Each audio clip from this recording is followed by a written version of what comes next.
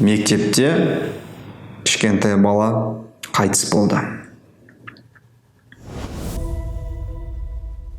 Сіздермен заңгер Шыныбаев Марғұлан.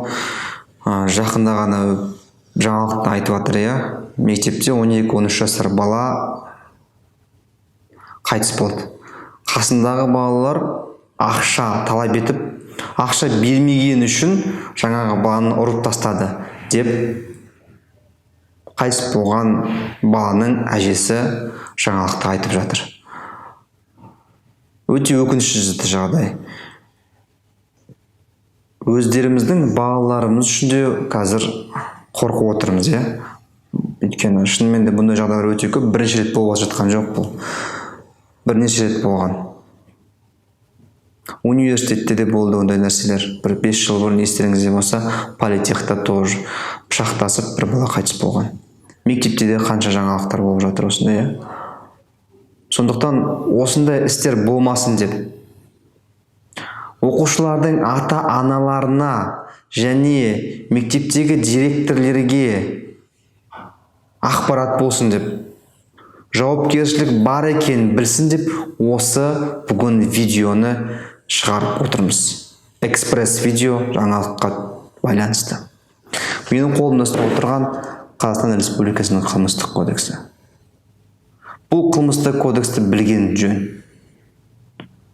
Қазіргі информация менің айтайын деп отырғаным бұл осындай балалардың ата-аналарына арналған. Және жәбір көрген балалардың ата-аналарына қажет болады. Және мектеп директорлары, мектеп мұғалімдері естеріңізде болсын.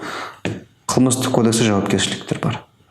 Сондықтан баланың тәрбиесіне дұрыстап қарау керек. Әрине мұғалім ғана кінәлі емес, бұл жерде ата-ананың да кінәсі бар. Балаларды тәрбиесіне дұрыс қарамағанына байланысты. Ал енді заңына келетін болсақ, бұл қалай болады? Кім жауап береді баланың қайтыс болғанына? Кім жауапты? Қарастырайық. Қылмыстық кодекстің 15-ші бабын ашамыз. 15-ші бабының 2-ші тармағы не жазылған? Яғни, қылмыстық жауапкершілікке тартылатын жас 14 жастан басталады делінген. Егер бала 12 жаста болса, ұрған балалар, қайтыс болған баланы ұрған балалар, олар жауапқа тартылмайды деген сөз. Түсініңіз бе? Бұл жерде оның әке-шешесі де бала қайтыс болғанына жауапқа тартылмауы мүмкін, қылмыстық жауапқа. Бірақ әкімшілік жауапқа, яғни штрафқа. Одан кейін азаматтық жауапқа тартылуы мүмкін. Яғни адам қайтыс болды. Қайтыс болғандықтан моральдық зиян өтелу керек. Біздің қазақи заңдарда бар ғой. Қанға қан деген. Сондықтан адам қайтыс болғандықтан оның орны толтырылу керек. Яғни қазіргі заңда, яғни қанға қан деген жоқ, бірақ қайтыс болғаннан кейін кінәлі тұлға жауабын тарту керек. Егер ата-ана кінәлі болса, онда ата-анаға моральдық зиян өндіру туралы талап қойса болады. Қай жағдайда? Егер ұрған балалар анықталса, экспертиза анықтап дәлелдесе, жаңағы баланы ұрғаны туралы және ұрғаны туралы куәгерлердің бәрі жиналып, құқық қорғау органдары және сот өзінің шешімімен, ұйғарымымен, қаулысымен осыны жаңа кінәлі деп тапса, балалардың әкелері, ата-аналары жауап беретін болады.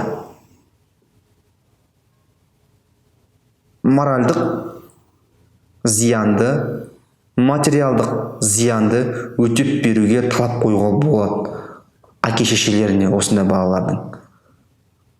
Және осы балаларды арнайы оқу ұйымдарына жіберуі мүмкін. Осындай өте ауыр қылмыс жасаған үшін. Иә, абайсызда жасалды. Бірақ абайсызда жасалды деп адамның өлімін кешіре салуға да енді ол да болмайды ғой. Белгілі бір жауапкершілікке тартылу керек. Сонда ғана адамның миына жетеді. Сонда ғана адам тәрбиелене бастайды. Осы қылмыстық кодекстің енді басқа бабын ашайық. Мектеп қабырғасындағы мұғалімдер қайда қарап жүр? Мектеп қабырғасындағы директор неге осының бәрін қадағаламайды деген сұрақ. Егер шынымен де бұл мектеп қабырғасында болса, онда мектеп директоры және мектепте сол сыныптың класс жетекшісі осыған жауапқа тартылуы мүмкін. Ал енді бұл қандай баппен жауапқа тартылады? Тағы да Қазақстан Республикасының қылмыстық кодексі. Осы кодекстің 141 бабына жүгінейік. 141 бабына сәйкес, егер тұлға белгілі бір лауазым орнын алып отырса, және сол ұйымда, сол өзі жауап беретін ұйымның ішінде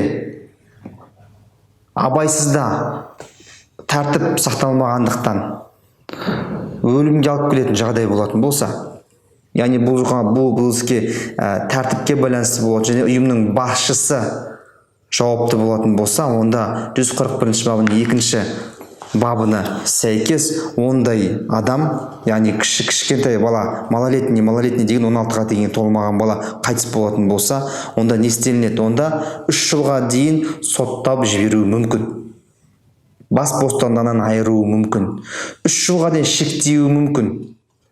Және осындай лауазымды тұлғаларды ары қарай отырмайтындай қылып жасауы мүмкін 3 жылға дейін. Түсініңіз ғой, яғни бұл жерде мектеп директоры болмаса класс жетекшісі Қазақстан Республикасының 141 бабының 2-ші тармағына сәйкес жауапқа тартылуы мүмкін, егер кінәлілігі дәлелденсе. Бұл жерде ең ключевое слово кінәлілігі дәлелденсе деген сөзде. Егер сот өзінің қаулысымен бұл кісілерді жауапқа тартса, сол кезде ғана бұл кісілер жауапқа тартылады. Ал біз білеміз, Қазақстанда көп жағдайда лауазымды адамдар жауапқа тартылмай, жауапкершіліктен сытылып кетіп жатады. Білім беру органдары болсын, медициналық органдары болсын. Өзіміз көріп отырғандай, басшылық жауапкершіліктен көп жағдайда сытылып келіп жатқан инциденттер бар. Сондықтан бұл жерде нақты анықтау керек, кімнің кінәлі кім екенін дәлелдеу керек. Дәлелдегеннен кейін барып сол тұлғаны жауапқа тартуға болады. Яғни мектеп директорын, класс жетекшісін және жаңа қайтыс болған жасөспірім баланы ұрып өлтірген басқа балалардың ата-аналары. Осы 3 адам бұл іс бойынша жауап беруі мүмкін. Егер қылмыстық іс қысқартылмай, ары қарай аяғына шейін барып, қылмыстық іс сотқа берілетін болса, әрине үкімін сот шығарады. Біз заңгер ретінде тек қана бұған комментарий, өз ойларымызды айтамыз. Жалпы осы жаңалыққа қысқа ғана шолу жасадым. Қызық болатын болса, астына подписка қойыңыздар. Сау саламатта болыңыздар.